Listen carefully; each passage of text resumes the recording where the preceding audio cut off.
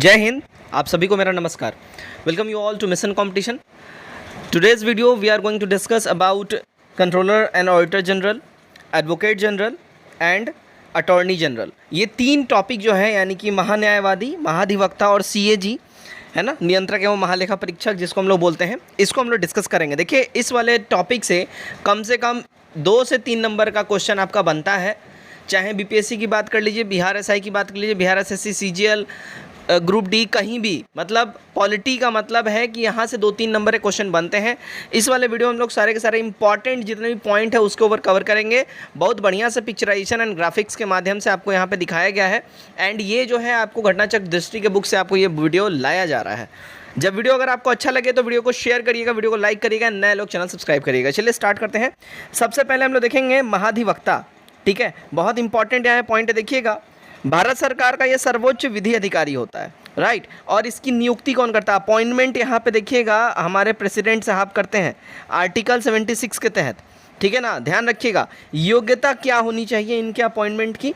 तो ये एलिजिबल होने चाहिए, है ना, उच्चतम न्यायालय के न्यायाधीश बनने के एलिजिबल होने चाहिए, राइट। जो योग्यताएं जो मांगी जाती हैं, जो सुप्रीम कोर्ट के जो चीफ जस्टिस होते हैं उनकी जो योग्यताएं होती हैं सुप्रीम कोर्ट के जस्टिस बनने के, वो प्रॉपर इनमें क्राइटेरिया होनी चाहिए। ठीक है, इनका विशेषता क्या होता है? देखिए, संसद के दोनों सदनों की कार्यवाही में उपस्थित होने और बोलने का इनके पास अधिकार होता है, लेकिन ध्यान दीजिएगा वोटिंग ये नहीं कर सकते हैं।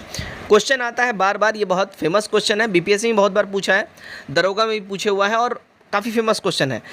भारत सरकार का ऐसा कौन सा अधिकारी है जो कि सदन का सदस्य नहीं होता है लेकिन उसको सदन के कार्यवाही में भाग लेने का अधिकार होता है? तो जी हाँ, ये महाधिवक्ता साहब ही होते हैं, हमारे अटॉर्नी जनरल ऑफ इंडिया। ठीक है, कार्यकाल जो इनका होता है राष्ट्रपति के प्रसाद पर्याप्त होता है, मतलब समझिएगा राष्ट्रपति साहब इनको अपॉइंट करते हैं आर्टिकल 76 के तहत।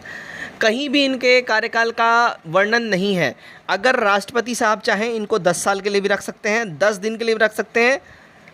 बेसिकली अगर टेक्निकली देखें तो 5 साल का टेन्योर होता है, जैसे कि हमारे गवर्नर साहब का, बिल्कुल इसी तरह इनका ही होता है 5 साल का टेन्योर। लेकिन जब भी चाहे राष्ट्रपति साहब बिना किसी कारण बताए इनको हटा सकते हैं, टर्मिनेट कर सकते हैं, इनका तबादला कर सकते हैं, इनको बदल सकते हैं। समझिएगा, तबादला तो बेसिकली होता ही नहीं, इसमें तबादला चांस ही नहीं है। गवर्नर नहीं है कि इस स्टेट से उठा के दूसरे स्टेट में डाल दिए। बेसिकली इनका कार्यकाल ख़त्म कर दिया जाएगा और राष्ट्रपति साहब को कोई रीज़न देने का ज़रूरत भी नहीं है, मतलब उनके इच्छा अनुसार ये बनेंगे, उनके इच्छा अनुसार ये हटाए जाएंगे। पारिश्रमिक जो है इनको देखिए संविधान में तय इनका नहीं है, राष्ट्रपति इनका निर्धारण करते हैं। इनकी सैलरी क्या होगी ये कहीं भी लिखा नहीं गया है, राष्ट्रपति साहब इनके सैलरी का डिसाइड करते हैं। एंड सो ऑन, इनका आगे चल के जो भी इनको मिलेगा पेंशन वगैरह वो सब राष्ट्रपति साहब डिसाइड करते हैं। और इनका जो है अपॉइंटमेंट होता है आर्टिकल 76 के तहत। इतना क्लियर है? आई होप आप सब इतना समझ गए होंगे। चलिए आगे बढ़ते हैं हम लोग। यहाँ से परीक्षा उपयोगी कुछ इंपॉर्टेंट फैक्ट्स है, इसको हम लोग देखेंगे, फिर उधर हम लोग अपॉइंटमेंट्स देख लेंगे। ठीक है, परीक्षा उपयोगी दृष्टि से देखिए, भारत सरकार के ये प्रथम विधि अधिकारी होते हैं महान्यायवादी साहब। ठीक है, प्रथम विधि अधिकारी या सलाहकार होते हैं, ध्यान रखिएगा। अगर होता क्या है, अगर भारत सरकार बनाम किसी भी स्टेट का जो इलेक्शन वगैरह होता है, ठीक है तो यहाँ पे जो है अगर हम बात कर लें, यही जो है विधि सलाह जो देते हैं, कानूनी सलाह जो है भारत सरकार को महान्यायवादी साहब ही देंगे। महान्यायवादी अपना पद धारण करते हैं राष्ट्रपति के प्रसाद पर्यंत। ठीक है, मतलब राष्ट्रपति के इच्छानुसार वो अपना पद धारण करते हैं। संसद के किसी भी सदन का सदस्य ना होते हुए भी सदनी कार्यवाही में भाग ले सकते हैं, और लेकिन वोटिंग नहीं कर सकते हैं। मोस्ट इंपॉर्टेंट लाइन है यहाँ पे, महान्यायवादी वोटिंग नहीं करेंगे लेकिन सदन के चाहे राज्यसभा हो या लोकसभा हो, दोनों ही जगह ये सदनी कार्यवाही में भाग ले सकते हैं। अब देखिएगा यहाँ पे इंपॉर्टेंट, यहाँ पे राज्य सरकार का प्रथम कानूनी सलाहकार कौन होता है? वेरी इंपॉर्टेंट बात है, बीपीएससी के पॉइंट ऑफ व्यू से काफ़ी इंपॉर्टेंट ये बन जाता है। बीपीएससी वाले बच्चे ध्यान देंगे यहाँ पे, राज्य सरकार का प्रथम कानूनी सलाहकार महाधिवक्ता एडवोकेट जनरल होता है। ठीक है, अटॉर्नी जनरल महान्यायवादी की बात हो रही थी, यहाँ महाधिवक्ता की बात हो रहा है एडवोकेट जनरल। भारतीय संविधान का वह अनुच्छेद जिसके अंतर्गत नियंत्रक एवं महालेखा परीक्षक यानी कि कैग, यहाँ बात हो रही है कैग की जो नियुक्ति होती है आर्टिकल 148 के तहत होती है। बार बार 1000 बार ये क्वेश्चन पूछा जा चुका है। ठीक है, आर्टिकल 148 से 151 तक कंट्रोलर एंड ऑडिटर जनरल के बारे में डिस्कशन किया हुआ है हमारे संविधान के अंदर में। भारत के नियंत्रक एवं महालेखा परीक्षक यानी कैग को पद से हटाया जा सकता है। कैसे हटाया जा सकता है? देखिएगा, उसी रीत से हटाया जाएगा जिस पर उच्चतम न्यायालय और न्यायाधीशों को हटाया जाता है।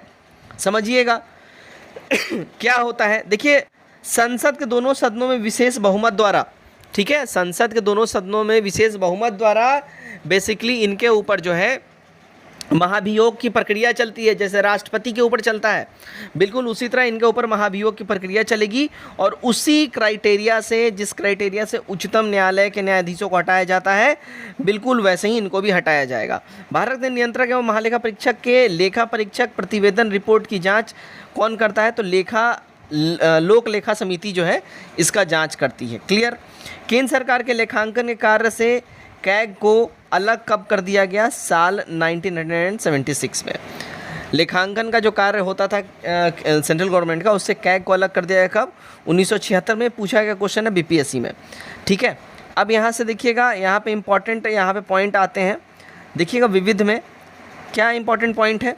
वित्त आयोग और नियुक्ति वर्ष कब इस वित्त आयोग की हुई थी? अध्यक्ष कौन थे? कार्यकाल कब से कब तक रहा था? पहला वित्त आयोग इसका नियुक्ति हुआ था 1951 में। केसी नियोगी इसके अध्यक्ष थे पहले वित्त आयोग के। कार्यकाल इनका 1952-57 तक चला था। दूसरा देखिए, 1956 में जो है इसकी स्थापना हुई थी। 1956 में दूसरे वित्त आयोग की, इसके अध्यक्ष कौन थे? के संथानम थे। इसका कार्यकाल इनका देखिए 1957 से 62 तक चला था। तीसरा वित्त आयोग ध्यान दीजिएगा 1960 में हुआ था और एसके चंदा जो हैं इसके वित्त आयोग के अध्यक्ष थे और इनका कार्यकाल 1962 से 66 तक चला था। माफ़ी चाहूँगा। चौथा देखिए 1996 में यहाँ पे था, ठीक है, 1996 डॉक्टर पीवी राजमन्नार जो है इसके अध्यक्षता इन्होंने करी थी और 66 से 69 तक जो है इनका ये टेन्योर चला था। ठीक है, 1966 यहाँ बोल लीजिए, मैंने 96 बोल दिया था, माफ़ी चाहूँगा। ठीक है, आगे बढ़ते हैं। देखिए, पांचवा वित्त आयोग महावीर त्यागी इसके अध्यक्ष थे। 1968 में ये इसका गठन हुआ था और 1969-74 तक जो है ये इसका कार्यकाल चला था। छठा वित्त आयोग 1972 में ये बना था और ब्रह्मानंद रेड्डी जो है इसके अध्यक्ष थे और 74 से 79 तक इनका टेन्योर रहा था इस वित्त आयोग का। सातवां वित्त आयोग 1977 में ये बना है। JM सेलेंट जो है इसके अध्यक्ष थे और 79 से 84 तक इसका टेन्योर चला है। आठवां 1982 में बना, YV चौहान इसके अध्यक्ष थे, 84 से 89 तक इनका टेन्योर रहा है। नवा बना है 1987 में, NKP सालवे जो हैं इनके अध्यक्ष रहे हैं और 89 से 95 तक इनका टेन्योर चला है। 10वां वित्त आयोग देखिए 1992 में ये बना है। KC पंत, वेरी इंपॉर्टेंट, ये पूछ चुका है। KC पंत इसके अध्यक्ष थे और 95 से 2000 तक इनका जो है टेन्योर चला है। 11वां देखिएगा 1998 में MS खुसरो जो है इसके अध्यक्ष थे और 2000 से 2005 तक जो है इसका अध्यक्ष था इन्होंने करा और मतलब इनका टेन्योर रहा है। 12वां वित्त आयोग 2002 में ये बना था। डॉक्टर C रंगराजन इसके अध्यक्ष थे, 2005 से 10 तक ये चला था। क्लियर? देखिए 2002 में जो है इनका अपॉइंटमेंट हुआ और फिर 2 साल बाद इनका टेन्योर स्टार्ट हुआ था। 13वां देखिए 2007 में ये बना और डॉक्टर विजय L केलकर जो है इसके अध्यक्ष थे और 2010 से इनका टेन्योर स्टार्ट हुआ, 2015 तक चला था। अभी देखिए 14वां जो है 2013 में इनका मतलब जो है अनाउंसमेंट हुआ था, YV रेड्डी इसके अध्यक्ष बनाया गया और 2015 से इन्होंने अपना काम स्टार्ट किया इनका ख़त्म होते ही और 2020 तक इन्होंने अपना काम किया है। अब सबसे नया वाला कौन सा वित्त आयोग? 15वां वित्त आयोग सबसे नया है, 2017 में इनका गठन हुआ है। NK सिंह, वेरी इंपॉर्टेंट है, NK सिंह इसके अध्यक्ष हैं और 2021 से इनका टेन्योर स्टार्ट हो चुका है, 26 तक इनका टेन्योर रहेगा। वेरी इंपॉर्टेंट है, 15वां वित्त आयोग जो अभी लेटेस्ट चल रहा है, NK सिंह इसके अध्यक्ष हैं और 2026 तक ये टेन्योर इनका चलेगा, 21 से स्टार्ट हो गया था। ठीक है, अब आगे बढ़ते हैं हम लोग। देखिए महाधिवक्ता हम लोग पढ़ते हैं एडवोकेट जनरल, इसके बारे में हम लोग थोड़ा सा जानकारी कर ले लेते हैं अच्छे से, है ना। यहाँ से क्वेश्चन जो है भाई साहब बनता ही बनता है। देखिएगा, राज्य सरकार का प्रथम विधि सलाहकार होता है कौन? Advocate general. नियुक्ति संबंधी जो है सारा काम काज इसका राज्यपाल साहब देखेंगे, गवर्नर ऑफ स्टेट देखेंगे। दूसरा देखिए योग्यता की बात कर लें अगर हम लोग, योग्यता जो है देखिए, उच्च न्यायालय का न्यायाधीश नियुक्त होने का इनके अंदर जो है वो कैपेबिलिटी होना चाहिए, यानी कि हाई कोर्ट का न्यायाधीश नियुक्त होने का। क्लियर, ध्यान दीजिएगा। और पारिश्रमिक क्या मतलब सैलरी इनकी क्या होगी, ठीक है। सैलरी की बात अगर हम लोग कर लें, सैलरी इनकी क्या होगी, देखिएगा सैलरी राज्यपाल द्वारा ये निर्धारित किया जाएगा, कहीं भी इनके बारे में ऐसा डिस्कशन नहीं है। राज्यपाल साहब नियुक्त इसका सैलरी डिस्कस करेंगे, जैसे अटॉर्नी जनरल का प्रेसिडेंट साहब करते हैं, सेम वैसे ही।